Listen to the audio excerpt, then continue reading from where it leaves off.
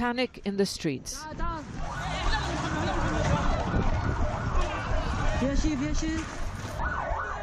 Fear in people's faces.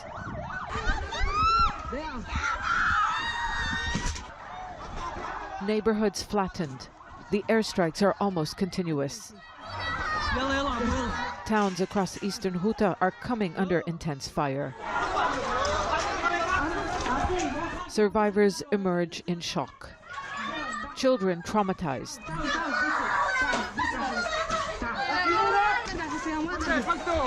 Some 400,000 people are trapped in this besieged Syrian opposition enclave. Nowhere is safe. The sound of fighter jets in the skies frightens the population. Mohammed and her son Nassim say they can only hope the walls in their home will save them if a shell or an airstrike hits nearby. We have no choice but to stay in our homes despite the airstrikes and shelling. Our building and those in the street are old, so they don't have underground shelters. The UN says the humanitarian situation is spiraling out of control because of what it calls an extreme escalation of hostilities. Scores of civilians have been killed since Sunday, and the number continues to rise. There are hundreds of injuries as well. Doctors are appealing to the international community to force the government to allow supplies in. We have shortages in medicine and medical supplies because the regime has been hitting this area for weeks. We have had to deal with many injuries. Imagine we no longer have blood bags. The UN is demanding an end to the targeting of civilians, but for the Syrian government and its allies, this is a military tactic. They hope that by inflicting suffering on the population, they will turn against the rebels and force them to surrender.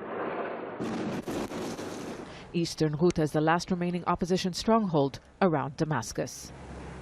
Comments made by Russia's Foreign Minister Sergei Lavrov about what he called using the experience in freeing Aleppo in Eastern Ghouta are causing concern. The Syrian government regained full control of the city of Aleppo in late 2016 after months of siege and a full-blown military assault that ended in rebels surrendering. The main opposition body, the Syrian National Coalition, is calling the latest wave of violence a war of extermination. It is also condemning what it calls the international silence. This is not the first bombing campaign in Eastern Ghouta. Hundreds of civilians were killed in weeks of bombardment earlier this year. Many believe the renewed bombardment could be the final assault.